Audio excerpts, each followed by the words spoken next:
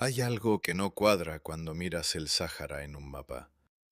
Un espacio tan enorme que cabría Europa entera dentro, y aún así parece vacío, sin ciudades, sin historia, sin nada que valga la pena buscar.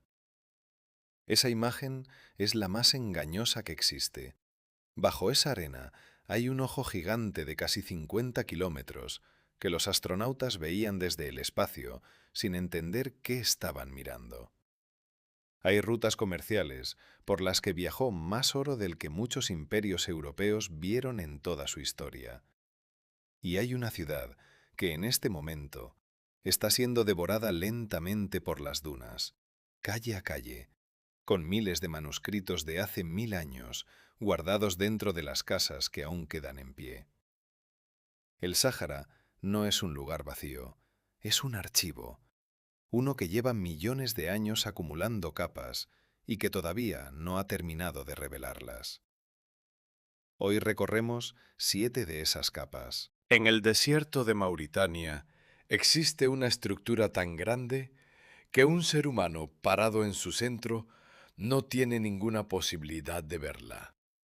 No porque esté oculta, no porque haya sido enterrada, sino porque mide casi 50 kilómetros de diámetro, y eso supera con creces el alcance de cualquier mirada humana. Si te plantaras en su interior, verías lo mismo que en cualquier otro rincón del Sahara: piedras, arena, colinas bajas que se pierden en el horizonte. Nada que sugiera que estás dentro de algo extraordinario. Su forma solo existe para quien la observa desde muy arriba. Los primeros en verla completa fueron los astronautas de las misiones Gemini en la década de los 60. Desde la órbita, la estructura parecía como una serie de anillos concéntricos perfectos grabados en la roca. Una figura tan clara y tan geométrica que durante años generó una pregunta inevitable. Algo así no puede ser accidental. ¿Qué la había creado? Durante décadas, las primeras hipótesis apuntaron a un impacto de meteorito. La lógica era sencilla. Esa clase de circularidad, esa escala, ese aspecto de marca grabada en la Tierra desde arriba, un objeto llegado del espacio, parecía la explicación más directa. El problema es que los datos no la sostenían. Un impacto de meteorito de esas dimensiones habría fundido y alterado las rocas de una manera muy específica. Los geólogos que estudiaron la estructura buscaron esas alteraciones. No las encontraron. Las rocas no mostraban las señales de presión y temperatura extrema que un impacto de ese tamaño habría dejado de forma inevitable. La hipótesis del meteorito fue descartada. Lo que quedó en su lugar es una explicación menos dramática visualmente, pero geológicamente mucho más interesante. La estructura de Richat es el resultado de un proceso que comenzó hace unos 100 millones de años, cuando una masa de magma empujó hacia arriba desde el interior de la Tierra sin llegar a romper la superficie. Esa presión levantó las capas de roca superiores formando una gran cúpula. Con el tiempo, la erosión fue desgastando esa cúpula desde arriba, exponiendo progresivamente los anillos de roca más antigua que estaban debajo. Lo que vemos hoy son esas capas interiores, cada una de una edad y composición diferente, dispuestas en círculos concéntricos porque eso es exactamente lo que son: el interior de una estructura geológica que la erosión ha ido pelando durante millones de años. No hubo impacto, no hubo explosión, hubo tiempo. Una cantidad de tiempo que cuesta trabajo convertir en algo concreto. Ahí podría terminar la historia de la estructura de Richat, una formación geológica notable, bien explicada, visible desde el espacio. Pero a finales de la década de los 2000 empezó a circular una idea diferente. Algunos investigadores, principalmente fuera del ámbito académico, comenzaron a comparar la estructura de Richat con la descripción que Platón escribió sobre la Atlántida hace unos 2400 años. y las coincidencias que señalaban no eran completamente arbitrarias. Platón describió la Atlántida como una ciudad construida en anillos concéntricos alternando tierra y agua. Mencionó una llanura enorme detrás de la ciudad. Habló de montañas al norte. Situó la Atlántida más allá de las columnas de Hércules, que es como los griegos llamaban al estrecho de Gibraltar, lo que geográficamente señalaría hacia el Océano Atlántico o el noroeste de África. La estructura de Richat tiene anillos concéntricos. Está rodeada de una llanura extensa. Hay elevaciones al norte y se encuentra en Mauritania, al sur del estrecho de Gibraltar. Para quienes defienden esta teoría, la acumulación de coincidencias es demasiado específica para ser casual. Vale la pena tomarse esas coincidencias en serio, aunque solo sea para entender por qué no son suficientes. El primer problema es de escala. La Atlántida que describe Platón tenía dimensiones urbanas. La estructura de Richat mide 50 kilómetros de diámetro. Eso no es una ciudad, es una región entera. Los anillos de Platón eran canales navegables con agua. Los anillos de Richat son formaciones rocosas sólidas, sin evidencia de que hayan contenido agua de forma permanente en tiempos humanos. El segundo problema es arqueológico. Si la Atlántida existió en ese lugar, debería haber dejado restos, estructuras, herramientas, cerámica, cualquier rastro de una civilización de la escala que Platón describía. Décadas de trabajo arqueológico en la región no han producido nada que se aproxime a eso. El tercer problema es el propio Platón. La mayoría de los investigadores que han estudiado sus textos consideran que la Atlántida era una construcción filosófica, un relato inventado con propósito moral, no un registro geográfico. Platón era filósofo, no historiador ni cartógrafo. Sus diálogos mezclaban con frecuencia lugares reales con escenarios imaginados para ilustrar ideas. Lo que existe en Mauritania es una estructura geológica extraordinaria, con una historia de 100 millones de años. Lo que existe en los textos de Platón es una historia con una función filosófica clara. Que ambas cosas compartan algunas características formales no convierte una en la prueba de la otra. La estructura de Richat sigue ahí, en medio del desierto de Mauritania, visible desde el espacio, indiferente a todas las interpretaciones que los humanos han proyectado sobre ella. Su origen está razonablemente bien explicado. Su vínculo con la Atlántida no tiene respaldo arqueológico. Y sin embargo hay algo que la historia de este lugar sí revela, más allá de la geología y más allá del mito. Que el Sahara guarda formas y escalas que el ojo humano desde el suelo simplemente no puede capturar. Para ver lo que realmente hay aquí, hace falta distancia. Eso, en cierto modo, vale también para todo lo que viene a continuación. Porque la siguiente historia que guarda esta región no tiene nada que ver con la geología. Tiene que ver con el oro, con el poder y con un hombre cuya riqueza alteró la economía de países enteros sin que él se lo propusiera. En el año 1324, una columna de personas y animales comenzó a moverse hacia el norte desde el corazón de África Occidental. No era un ejército, era una caravana de peregrinación, pero su tamaño y lo que transportaba no tenían precedente conocido en ninguna ruta comercial de la época. Al frente iba Mansa Musa, gobernante del imperio de Mali. Las crónicas de la época, tanto africanas como árabes y egipcias, describen una comitiva de entre 60.000 y 80.000 personas. 12.000 de ellas eran sirvientes personales del rey, cada uno vestido con seda y brocado. Llevaban además miles de animales de carga, y entre todas esas personas y animales se distribuía una cantidad de oro que las fuentes de la época describen de formas distintas, pero que en todos los casos resulta difícil de convertir en una cifra moderna con precisión. Lo que sí quedó documentado con claridad fueron las consecuencias. La caravana atravesó el Sáhara de sur a norte, cruzó por ciudades del desierto, llegó a Egipto, continuó hasta la Meca. Cuando Mansa Musa llegó a El Cairo en el verano de 1324, su presencia no pasó desapercibida.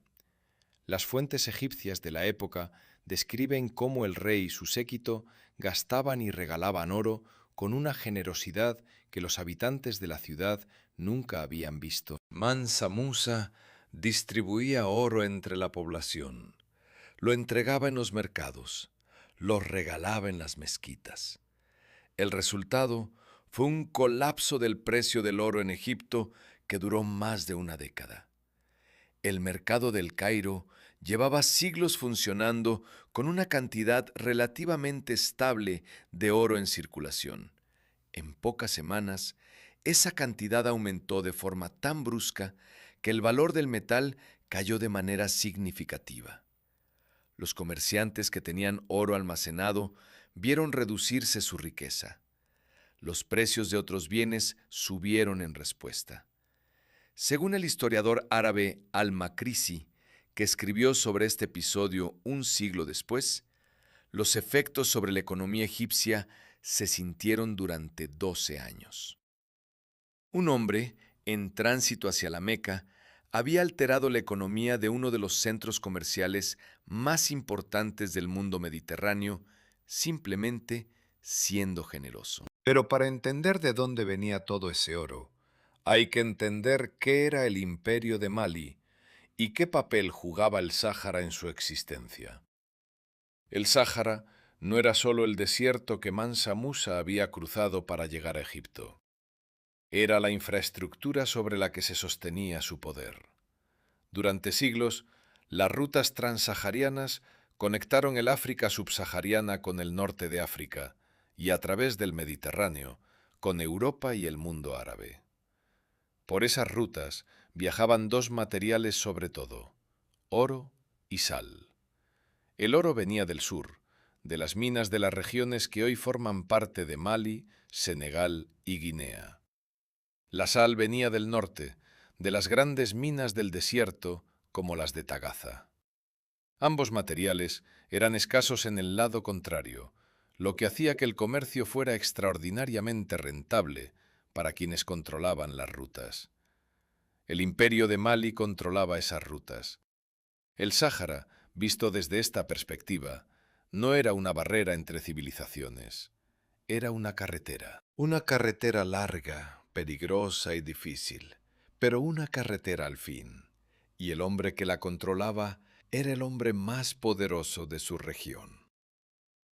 Mansa Musa regresó de la Meca con algo que no había llevado consigo a la ida, un arquitecto andaluz llamado Abu Ishaq al-Sahili, a quien contrató en la Meca y trajo de vuelta a Mali para construir mezquitas y edificios en sus ciudades. Una de esas ciudades era Tombuctú. El nombre había circulado por las rutas comerciales durante generaciones. Los mercaderes árabes hablaban de ella. Los viajeros europeos que nunca habían estado cerca del lugar la describían como una ciudad de riqueza casi inimaginable. En el siglo XIV y XV, Tombuctú era uno de los centros comerciales más activos de toda la región, un punto de encuentro entre las caravanas del norte y los mercados del sur.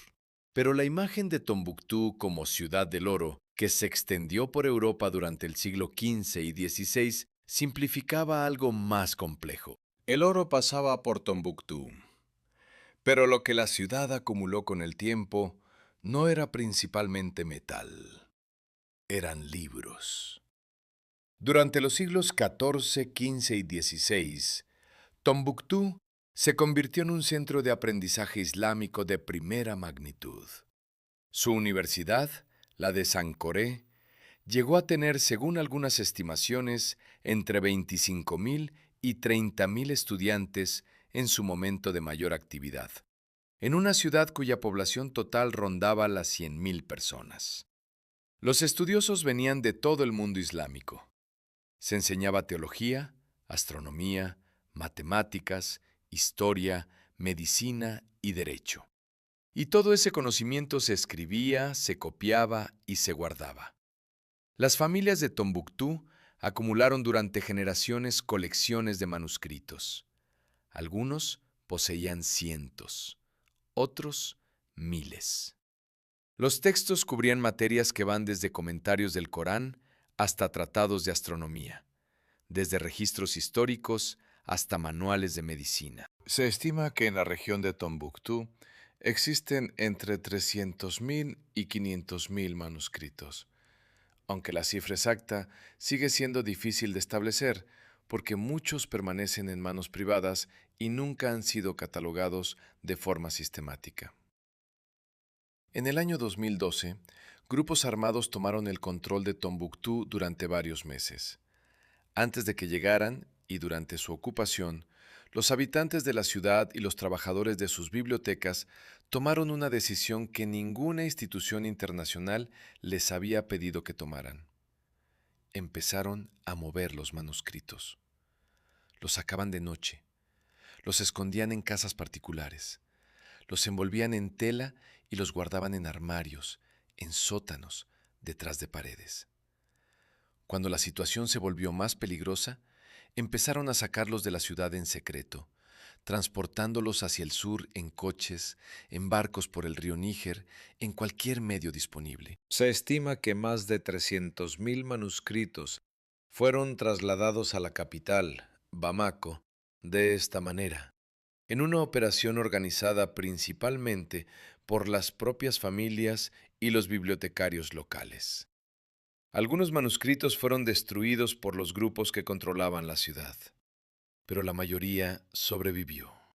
El oro que hizo famosa a Tombuctú hace 700 años llevaba siglos fuera de allí. Las rutas comerciales que le dieron su poder habían cambiado de dirección hace mucho tiempo. La ciudad que los viajeros europeos describían como inaccesible y fabulosa era en el siglo XXI una ciudad pobre en una región en conflicto. Y sin embargo, cuando llegó el momento de elegir qué salvar, la gente de Tombuctú no dudó.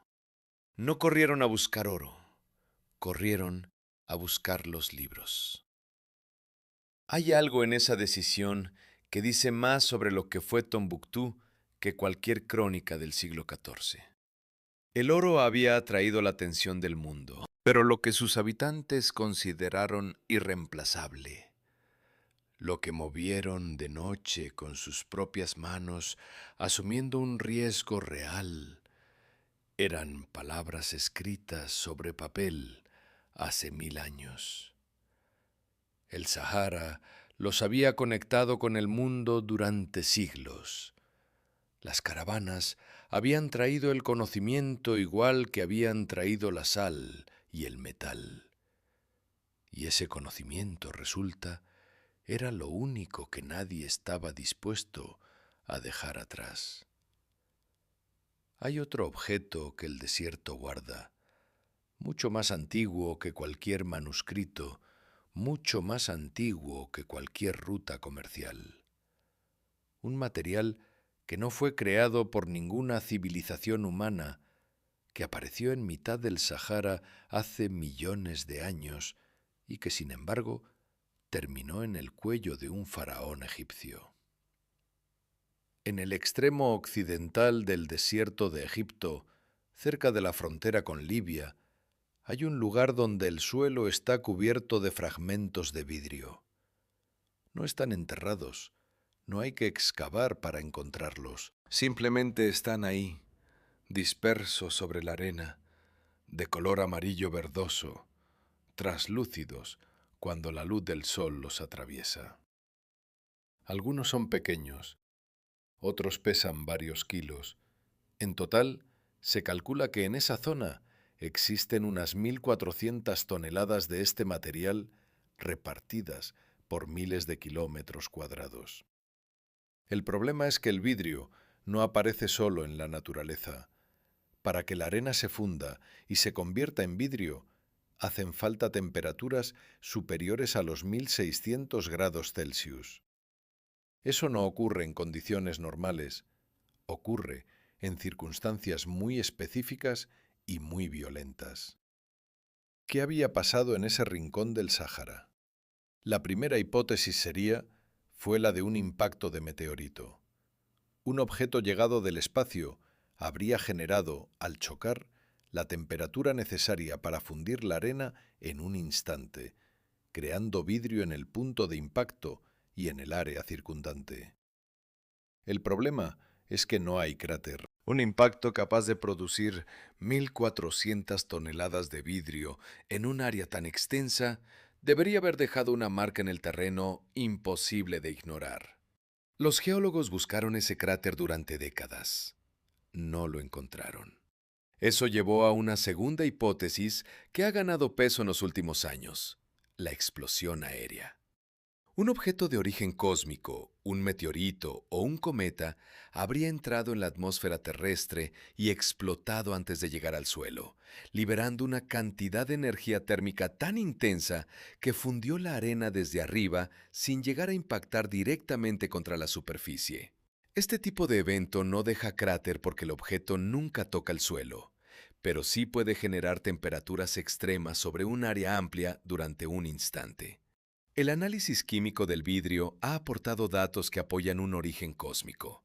Contiene compuestos que no se forman en condiciones geológicas normales y que sí aparecen asociados a impactos o explosiones de origen extraterrestre. Un estudio publicado en 2013 identificó además, dentro de algunos fragmentos, partículas de un mineral llamado lonsdaleita, que se forma bajo presiones y temperaturas extremas asociadas a impactos cósmicos. El debate científico sobre el mecanismo exacto no está completamente cerrado, pero el consenso es que el origen del vidrio líbico es cósmico, no geológico ni volcánico. El evento que lo creó ocurrió hace aproximadamente 26 millones de años. 26 millones de años después de ese momento, en algún punto del segundo milenio antes de Cristo, alguien recogió un fragmento de ese vidrio y lo talló. Lo convirtió en un escarabajo. El escarabajo fue montado en un pectoral, una pieza de joyería ceremonial de gran tamaño, rodeado de oro, cornalina, feldespato verde y lapislázuli. Y ese pectoral fue colocado en la tumba de Tutankamón, el faraón que murió con unos 19 años hacia el año 1323 a.C. Cuando Howard Carter abrió la tumba en 1922, el pectoral estaba entre los objetos del ajuar funerario. Durante décadas se asumió que el escarabajo central era de calcedonia, un mineral semiprecioso relativamente común en la región. No fue hasta 1998 cuando el geólogo italiano Vincenzo de Michele examinó la pieza con mayor detalle y determinó que no era calcedonia, era vidrio líbico del desierto. La pregunta inmediata es: ¿cómo llegó ese material hasta los artesanos egipcios? La zona donde se encuentra el vidrio está a unos 800 kilómetros al suroeste del Cairo. No era una ruta comercial habitual. No hay evidencia de que los egipcios conocieran el origen del material ni que supieran explicar cómo se había formado. Lo que sí sugiere el hecho de que aparezca en la tumba de un faraón es que lo consideraban valioso y probablemente extraordinario. Hay fragmentos de vidrio líbico que muestran marcas de haber sido trabajados por humanos que se remontan a mucho antes del antiguo Egipto. Herramientas de la Edad de Piedra fabricadas con este material han sido encontradas en la región, lo que indica que poblaciones prehistóricas del área ya lo recogían y lo utilizaban hace decenas de miles de años. El vidrio existía en el desierto mucho antes de que existiera cualquier civilización humana en el Nilo. Los primeros humanos que lo encontraron no sabían de dónde venía. Los egipcios que lo tallaron en forma de escarabajo tampoco. Pasaron más de 2000 años desde Tutankamón hasta que la ciencia moderna pudo explicar su origen, y aún así, algo en ese material debió de resultar evidente desde el principio, que no era como todo lo demás, que había llegado de algún lugar al que nadie había llegado antes. El desierto guarda materiales que ninguna civilización humana creó. Guarda rutas que conectaron imperios. Guarda estructuras que tardaron 100 millones de años en formarse. Y guarda también algo más difícil de cartografiar. Lugares que los humanos buscaron durante siglos sin encontrar y que con el tiempo se convirtieron en algo a medio camino entre la geografía y la leyenda. Uno de esos lugares tiene nombre, y hay personas que dedicaron su vida entera a buscarlo. En algún lugar del Sahara existe un oasis escondido, o eso dice la leyenda.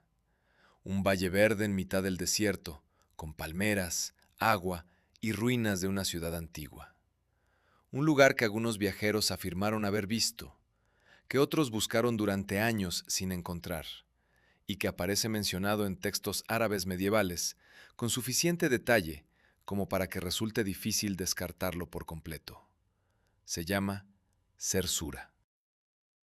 La referencia escrita más antigua que se conserva sobre Zersura aparece en un texto árabe del siglo XV, conocido como el Libro de las Perlas Ocultas. El texto describe un oasis en el desierto con una ciudad blanca como una paloma, con una puerta sobre la que hay tallada un pájaro. Dice que quien entre encontrará riquezas y un rey y una reina dormidos. El lenguaje es claramente el de una leyenda, pero los elementos centrales, un oasis escondido con agua y vegetación en una región desértica, no eran en absoluto imposibles. Los oasis existen en el Sahara porque en determinados puntos el agua subterránea sube a la superficie o se acerca lo suficiente como para alimentar vegetación. Algunos son bien conocidos y han sostenido poblaciones humanas durante siglos. Otros son pequeños, remotos y difíciles de localizar sin conocer exactamente dónde buscar. El Sahara mide más de 9 millones de kilómetros cuadrados.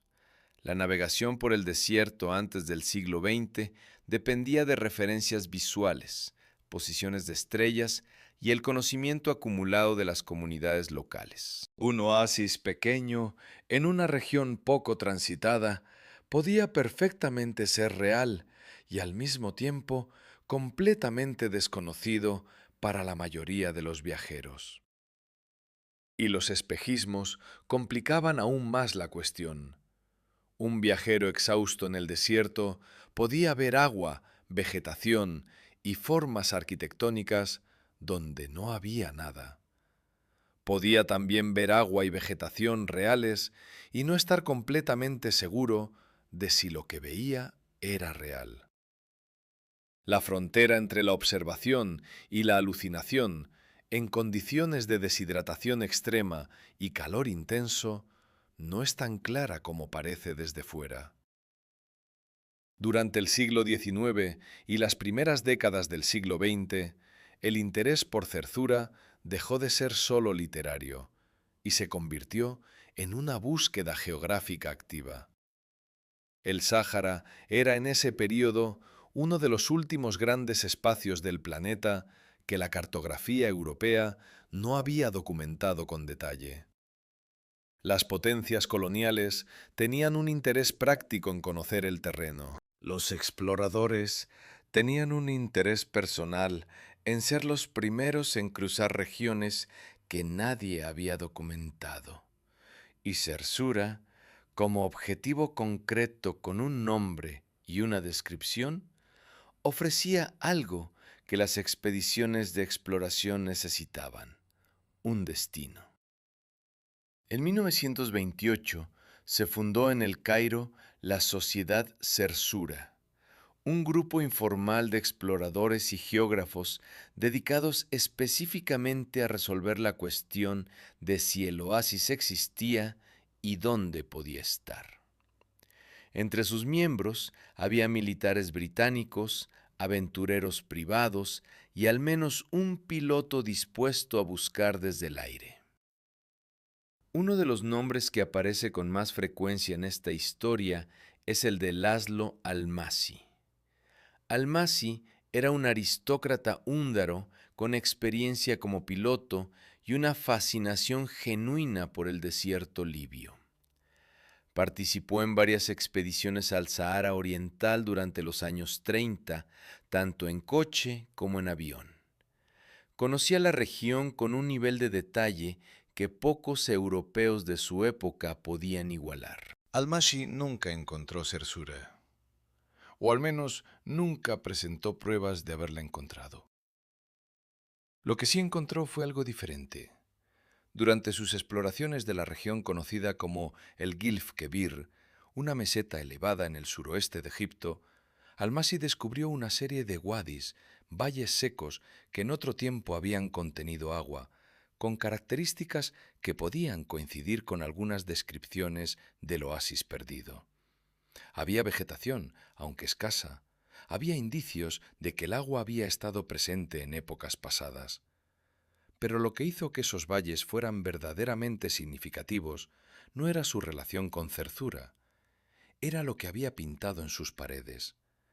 En el interior de una de las cuevas de esa región, Almásy encontró en 1933 pinturas rupestres que mostraban figuras humanas en posiciones que se asemejaban a la natación.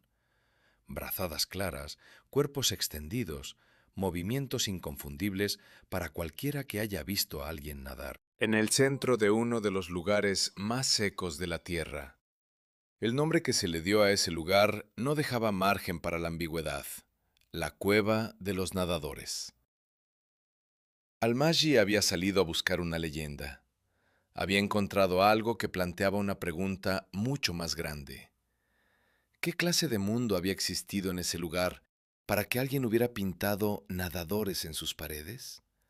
La respuesta a esa pregunta cambiaría la forma de entender el Sahara por completo. Piénsalo por un momento. Alguien, hace miles de años, se sentó en el interior de una cueva en el suroeste de Egipto y pintó figuras nadando. No figuras caminando, no figuras cazando, no figuras sentadas alrededor de un fuego. Figuras nadando. Con los brazos extendidos, el cuerpo horizontal, el movimiento del agua implícito en cada trazo. Hoy, esa cueva está en una de las regiones más áridas del planeta. Las precipitaciones anuales en el Gilf Kebir rondan los milímetros, no los centímetros. El agua superficial es prácticamente inexistente. La temperatura en verano supera con regularidad los 45 grados. Es un lugar donde la presencia humana sostenida resulta extraordinariamente difícil incluso con tecnología moderna. Y sin embargo, alguien vivió allí. Y lo que consideró importante pintar fue el acto de nadar. Eso no es una coincidencia menor. Eso es una contradicción que exige una explicación. La cueva de los nadadores no es la única evidencia de que el Sahara fue en algún momento un lugar radicalmente diferente. Es quizás la más llamativa visualmente, la que más directamente impacta cuando se ve por primera vez. Pero los datos que permiten reconstruir el pasado climático del Sahara van mucho más allá de las pinturas de una sola cueva. Los geólogos y paleoclimatólogos llevan décadas documentando lo que se conoce como el periodo húmedo africano, o en inglés, el African Humid Period. Este periodo abarca aproximadamente desde 11.000 hasta 5.000 años antes del presente, aunque sus límites varían según la región y los métodos de datación utilizados. Durante ese intervalo de tiempo, el Sahara no era el desierto que conocemos hoy, era una sabana. Las evidencias son múltiples y provienen de fuentes completamente independientes entre sí, lo que las hace especialmente sólidas. En el fondo de antiguos lagos, hoy completamente secos, los científicos han encontrado sedimentos lacustres, restos de organismos que solo viven en agua dulce, polen de plantas que necesitan precipitaciones regulares para sobrevivir. Lagos que hoy son cuencas de arcilla reseca tuvieron agua durante miles de años.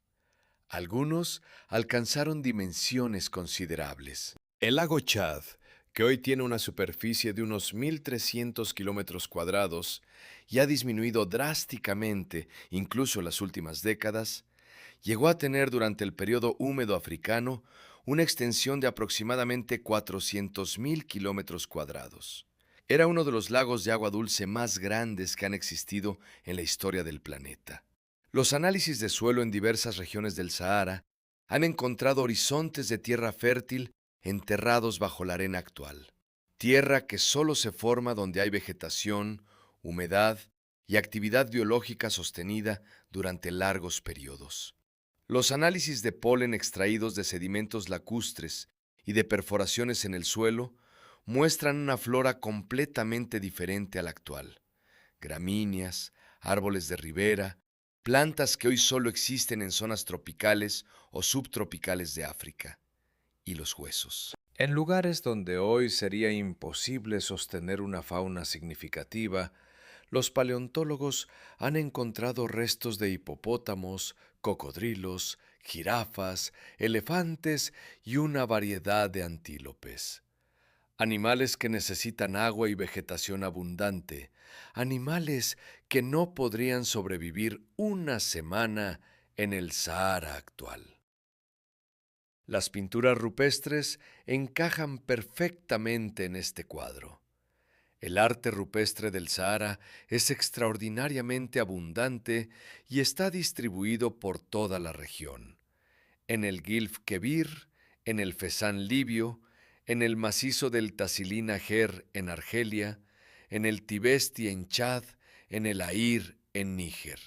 Miles de imágenes pintadas o grabadas en roca que muestran una fauna que hoy no existe en estas latitudes, y unas escenas de vida cotidiana que solo tienen sentido en un entorno con agua disponible.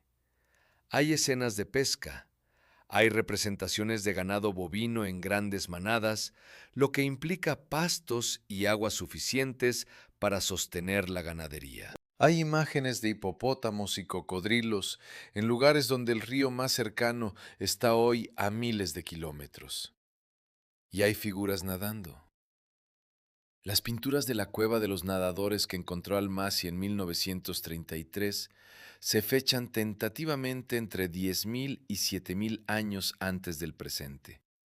Aunque la datación exacta del arte rupestre es técnicamente compleja y los márgenes de error son amplios. Lo que sí es consistente es que esa cronología coincide con el período húmedo africano. Quien pintó esas figuras no estaba imaginando el agua, vivía junto a ella. La pregunta que sigue naturalmente es ¿por qué terminó? ¿Por qué un territorio tan extenso pasó de ser una sabana habitada con lagos, ríos, fauna abundante y comunidades humanas a convertirse en el desierto que existe hoy? La respuesta está en la mecánica orbital del planeta. La Tierra no gira alrededor del Sol siempre de la misma manera. Su eje tiene una inclinación que varía lentamente a lo largo de ciclos de miles de años. Y la orientación de ese eje en relación al Sol determina cuánta energía solar reciben las distintas regiones del planeta en cada estación. Hace 11.000 años, la inclinación del eje terrestre era tal que el hemisferio norte recibía más energía solar en verano de la que recibe hoy. Eso intensificó los monzones africanos, los sistemas de lluvia estacional que traen la mayor parte del agua a África central y occidental. Los monzones penetraron más hacia el norte de lo que penetran actualmente. Llegaron al Sahara, y el Sahara floreció. Con el paso de los milenios, la inclinación del eje fue cambiando gradualmente. Los monzones fueron retrocediendo hacia el sur. Las lluvias disminuyeron. La vegetación se fue retirando. Sin vegetación que mantuviera la humedad del suelo y contribuyera a generar nubes locales, el proceso se aceleró. La tierra se fue secando. La arena fue avanzando. El proceso no fue instantáneo ni uniforme. Hubo periodos de relativa recuperación y zonas que resistieron más que otras, pero la tendencia general fue irreversible a escala humana. Entre aproximadamente 5.500 y 4.000 años antes del presente, las condiciones en gran parte del Sahara se volvieron esencialmente las que existen hoy. Las comunidades humanas que habían vivido en el Sahara Verde no desaparecieron, se desplazaron.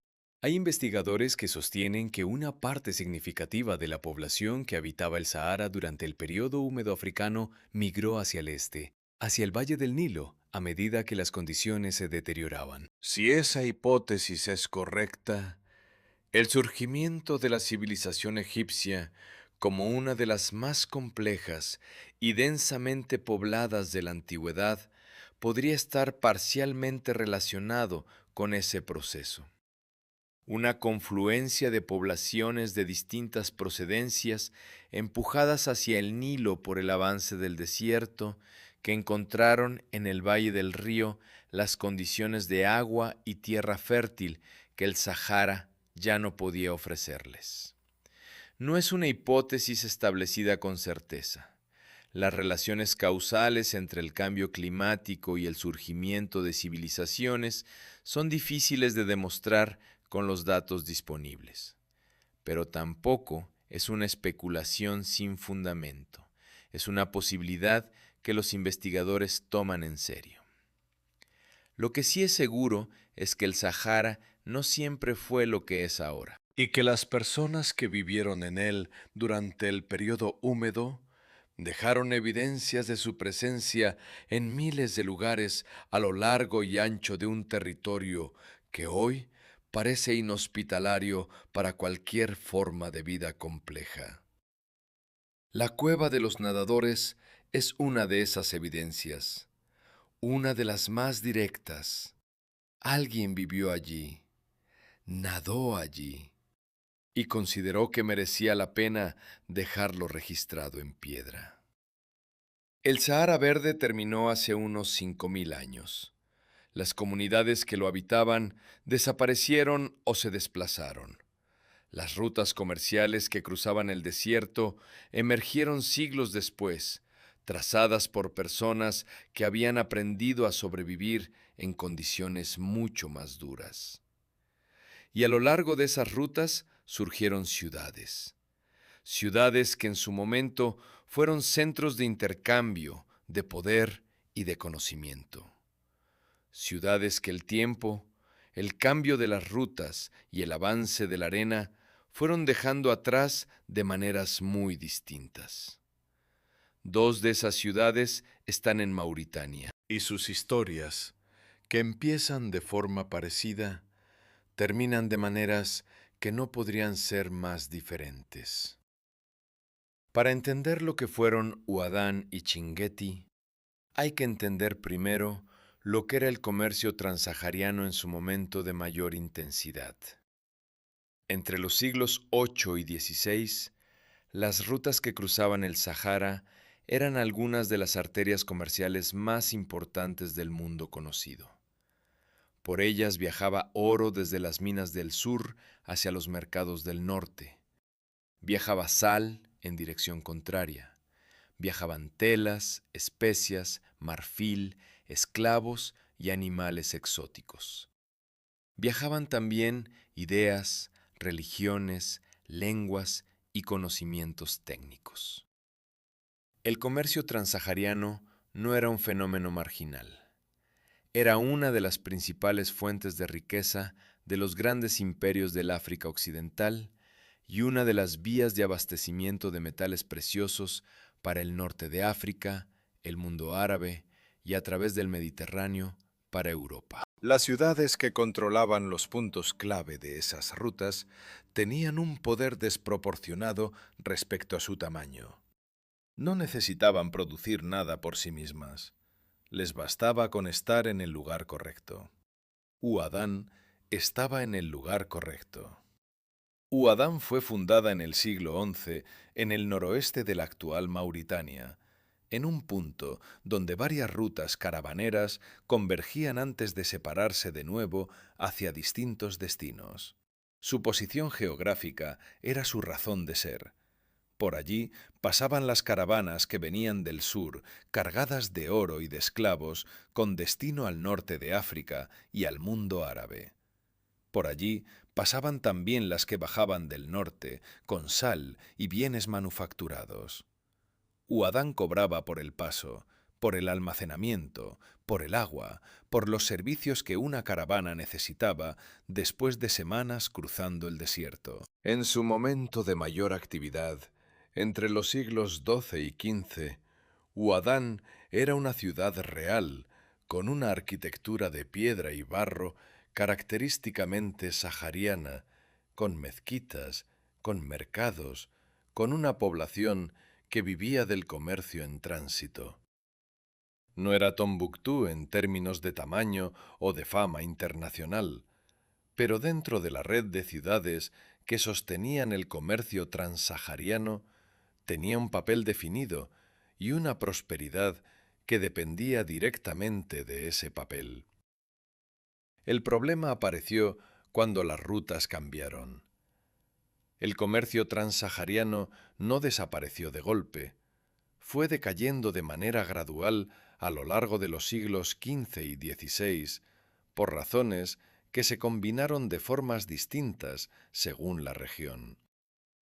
Una de las más importantes fue la apertura de las rutas marítimas atlánticas por parte de los navegantes portugueses. A partir de la segunda mitad del siglo XV, los portugueses establecieron rutas costeras que permitían transportar mercancías entre el África subsahariana y Europa sin necesidad de cruzar el Sahara. El oro, el marfil y otros productos que antes viajaban meses por el desierto podían ahora llegar a los mercados europeos en menos tiempo y con menos pérdidas por el tránsito. Para las ciudades del interior que habían construido su existencia sobre el comercio terrestre, eso fue un cambio sin solución. Huadán no tenía nada que ofrecer a las nuevas rutas marítimas. Su posición geográfica, que había sido su mayor ventaja durante siglos, se convirtió en su mayor problema. Estaba demasiado lejos de la costa, demasiado dentro del desierto, demasiado vinculada a un sistema de comercio que estaba perdiendo relevancia. Las caravanas se hicieron menos frecuentes. Los comerciantes buscaron otras rutas. Los ingresos disminuyeron. La población fue abandonando la ciudad en busca de mejores condiciones en otros lugares. Lo que queda de Huadán hoy es una ciudad parcialmente en ruinas. El casco antiguo, declarado Patrimonio de la Humanidad por la UNESCO en 1996, junto con otras 3 ciudades antiguas de Mauritania, conserva estructuras de piedra que tienen siglos de antigüedad. Las calles estrechas todavía existen. Las mezquitas todavía están en pie, algunas de ellas aún en uso. Hay casas cuyos muros se mantienen, aunque los techos hayan cedido hace tiempo. Pero la mayor parte del tejido urbano que existió en el momento de máxima actividad de la ciudad se ha degradado de manera irreversible. No hubo una catástrofe repentina. No hubo una guerra que la destruyera en días. Lo que hubo fue un abandono progresivo, una pérdida lenta de razón de ser y la erosión constante de un entorno que no perdona los edificios que nadie mantiene. La lección que Huadán enseña es específica y tiene algo de brutalmente sencilla. En el comercio transsahariano, la posición geográfica era todo. Y cuando la geografía del comercio cambió, las ciudades que no podían adaptarse simplemente dejaron de importar. No hizo falta ninguna guerra, no hizo falta ningún desastre natural. Bastó con que las caravanas tomaran otro camino. A unos 150 kilómetros al noreste de Huadán, siguiendo una ruta que durante siglos fue una de las principales vías de peregrinación hacia la Meca desde el África Occidental, está Chinguetti. Chinguetti tiene una historia que empieza de manera parecida a la de Huadán. También fue un punto clave en las rutas transsaharianas. También prosperó gracias al comercio y al tránsito de caravanas. También fue declarada Patrimonio de la Humanidad por la UNESCO. Pero Chinguetti tenía algo más. Era, según la tradición islámica del África Occidental, la séptima ciudad santa del Islam. Esa condición no era solo simbólica. Significaba que era un punto de reunión para los peregrinos del África subsahariana que se dirigían hacia la Meca. Las caravanas de Hajj, la peregrinación anual que todo musulmán debe realizar al menos una vez en la vida, si las circunstancias lo permiten, convergían en Chinguetti antes de emprender el largo cruce del Sáhara hacia el norte y el este. Eso trajo a la ciudad algo que el comercio de oro y sal no traía por sí solo: estudiosos. Como había ocurrido en Tombuctú, aunque a menor escala, Chinguetti se convirtió en un lugar donde el conocimiento se acumulaba. Los estudiosos que pasaban por la ciudad dejaban textos, los que se quedaban creaban bibliotecas.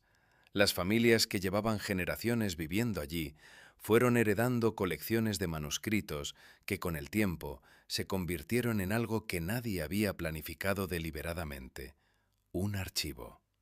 Las bibliotecas de Chinguetti son en su mayoría privadas. No están en un edificio central, ni dependen de ninguna institución. Están en las casas, en armarios que llevan siglos sin moverse de su sitio, en cajones, en cofres, en estanterías improvisadas en habitaciones que también sirven para otras cosas. Los textos abarcan un rango extraordinariamente amplio. Hay comentarios coránicos y textos de jurisprudencia islámica, que son los más numerosos. Pero hay también tratados de astronomía en los que los autores registraron observaciones del cielo desde el desierto. Hay textos de matemáticas. Hay crónicas históricas que documentan eventos locales y regionales con un nivel de detalle que no existe en ninguna otra fuente. Hay manuales de medicina, hay poesía. Se estima que en Chinguetti y su región existen entre 3.000 y 5.000 manuscritos, aunque las estimaciones varían y muchas colecciones privadas nunca han sido catalogadas de forma completa. El problema que enfrenta Chinguetti no tiene que ver con grupos armados ni con el cambio de rutas comerciales. Tiene que ver con la arena. Chinguetti está siendo literalmente cubierta por las dunas. No de manera metafórica, de manera física, medible, documentada. Año tras año, las dunas avanzan sobre la ciudad antigua desde el norte y el este. Las calles que antes conectaban distintas partes del casco histórico han quedado parcialmente enterradas. Algunos edificios tienen sus plantas bajas completamente cubiertas de arena y sus habitantes entran por lo que antes era una ventana del primer piso. Hay estructuras que han desaparecido por completo bajo las dunas en las últimas décadas. El proceso es lento. Eso es precisamente lo que lo hace tan difícil de combatir. Una catástrofe repentina genera una respuesta inmediata. Una inundación, un terremoto, un incendio. Hay un antes y un después. Hay una emergencia declarada. Hay recursos movilizados. El avance de una duna no funciona así. Avanza 1 metro este año, 2 metros el siguiente.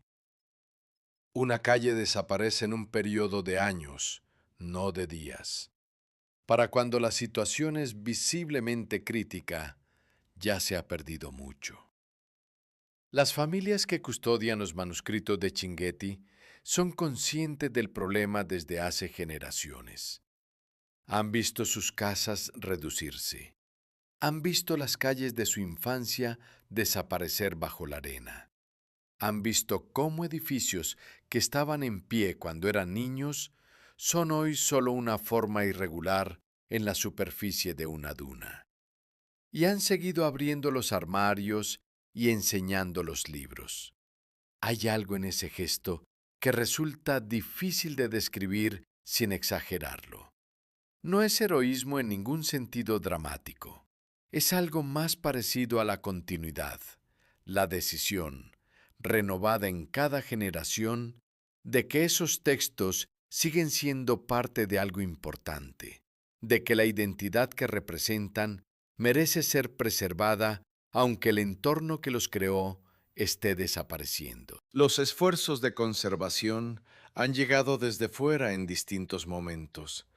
Organizaciones internacionales, instituciones académicas y proyectos de digitalización han trabajado para documentar y copiar los manuscritos antes de que el deterioro los haga ilegibles. El calor, la humedad ocasional, los insectos y el polvo fino del desierto atacan el papel y la tinta de maneras que la digitalización puede registrar, pero no detener en el original. Hay manuscritos que ya no pueden abrirse sin que se deshagan. Hay textos cuya tinta se ha desvanecido hasta el punto de que solo las técnicas de imagen de alta resolución permiten recuperar lo que dicen. El contraste entre lo que fue Chinguetti y lo que está ocurriendo con ella ahora es el tipo de imagen que no necesita elaboración. Una ciudad que fue punto de encuentro de peregrinos de todo el África Occidental, centro de aprendizaje, repositorio de conocimiento acumulado durante siglos. Una ciudad en la que familias sin nombre para la historia general guardaron textos que ninguna institución les pidió que guardaran, simplemente porque esos textos les pertenecían y porque entendían que pertenecían también a algo más grande que ellos. Y ahora la arena, lenta, constante, indiferente, avanzando 1 metro al año sobre calles que un día tuvieron nombre y sobre casas que un día tuvieron todo lo que una casa necesita para ser un hogar. Dentro de esas casas, en los armarios que todavía quedan en pie, los libros siguen ahí, esperando, como han esperado siempre, a que alguien los abra. Hay un ejercicio mental sencillo que vale la pena hacer antes de terminar. Piensa en el Sahara tal como lo imaginabas antes de empezar. Arena, calor, silencio. Un espacio enorme y vacío donde el tiempo parece haberse detenido hace mucho. Un lugar que existe, que ocupa 1/5 parte del continente africano, pero que no guarda nada que merezca buscarse. Ahora piensa en lo que hemos recorrido. Una estructura geológica de 50 kilómetros que tardó 100 millones de años en formarse y que durante décadas generó teorías sobre civilizaciones perdidas, no porque alguien quisiera engañar a nadie, sino porque su forma es tan perfecta y tan desconcertante que la mente humana busca inevitablemente una explicación a su altura. Un rey que cruzó el desierto con 80.000 personas y tanto oro que hundió la economía de Egipto durante 12 años sin proponérselo. Una ciudad que los europeos imaginaban llena de metal precioso y que en realidad guardaba algo que resultó ser mucho más difícil de destruir que el oro: libros. Un fragmento de vidrio creado por un evento cósmico hace 26 millones de años que terminó tallado en forma de escarabajo en el cuello de un faraón egipcio. Una leyenda de oasis perdido que llevó a exploradores a cruzar el desierto durante décadas y que en el camino produjo un descubrimiento que nadie esperaba. Pinturas de nadadores en una cueva rodeada hoy de arena que demuestran que este lugar que parece eterno en su aridez fue durante miles de años una sabana verde con lagos, hipopótamos y comunidades humanas que pescaban y nadaban donde hoy no hay ni una gota de agua. Y dos ciudades que prosperaron mientras las caravanas pasaban por ellas y que el tiempo fue dejando atrás de maneras distintas. Una vaciada por el cambio de rutas, la otra cubierta lentamente por las dunas, con sus manuscritos todavía dentro. Lo que une todas estas historias no es el misterio por sí mismo, es la escala temporal. El Sahara opera en tiempos que el cerebro humano no está bien equipado para manejar de forma intuitiva. 100 millones de años para formar una estructura geológica. 26 millones de años para que un evento cósmico produzca un material que alguien recogerá y tallará mucho después. 11.000 años de clima húmedo que convirtieron el desierto en sabana. 5.000 años de desertización gradual que borraron ese mundo. Siglos de rutas comerciales que conectaron civilizaciones separadas por miles de kilómetros de arena. Y encima de todo eso, en la capa más reciente y más delgada, los humanos. Con sus caravanas, sus libros, sus mapas incompletos, sus leyendas, sus ciudades construidas en el lugar correcto, en el momento correcto, y su capacidad para seguir guardando manuscritos en armarios mientras la duna avanza metro a metro sobre la calle de enfrente. El Sahara no es un lugar vacío, es un lugar donde cada capa del tiempo está literalmente encima de la anterior. La roca más antigua debajo, los sedimentos de los lagos que ya no existen, la tierra fértil de la sabana enterrada bajo la arena, las ruinas de las ciudades que el comercio abandonó. Y en la superficie, hoy, familias en Chinguetti que abren armarios y sacan libros que sus bisabuelos guardaron para que llegaran hasta aquí. Hay algo que los geólogos que estudian el clima del pasado señalan con cierta regularidad y que vale la pena mencionar al final. El período húmedo africano terminó hace unos 5.000 años, pero los ciclos orbitales que lo produjeron no han desaparecido. La inclinación del eje terrestre sigue variando. Los monzones africanos siguen respondiendo a esos cambios. Dentro de aproximadamente 15.000 años, según los modelos actuales, las condiciones orbitales volverán a ser similares a las que existían hace 11.000 años. El Sáhara podría volver a ser verde. No es una certeza. Los modelos climáticos a esa escala temporal tienen márgenes de error considerables, y las condiciones actuales de la atmósfera introducen variables que hacen las proyecciones más complejas. Pero la posibilidad existe, y está fundamentada en la misma mecánica orbital que produjo el periodo húmedo anterior. Si eso ocurriera, alguien dentro de 15.000 años encontraría bajo la nueva vegetación los mismos estratos que nosotros encontramos hoy. Las ciudades enterradas, los manuscritos, los fragmentos de vidrio, las pinturas de los nadadores, y tendría que reconstruir, igual que hemos hecho nosotros, lo que fue este lugar antes de que la arena lo cubriera todo. El archivo seguirá ahí, seguirá esperando.